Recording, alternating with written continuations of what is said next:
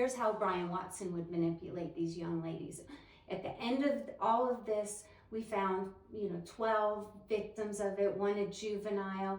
But what he would do is he would get these young people and he would have drugs at his house, and he would introduce them to heroin. Sometimes he'd put that needle in their arm the very first time, and that's a very addictive drug.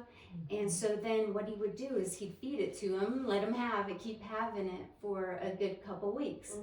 When they're good and addicted, then he would take it away from them and say, well, now you got to pay for it. And they wouldn't have that kind of money to support that. And then he'd tell them, well, you can work it off. And that's how he manipulated them into trafficking.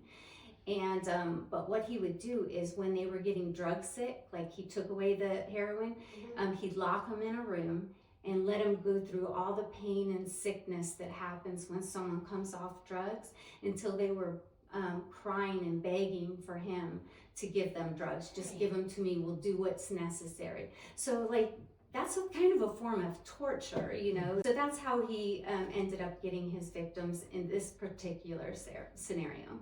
He's in prison right now, but his name's Brian Watson out of Blythewood, South Carolina. And so if you just look that up on the internet, you'll see all that information.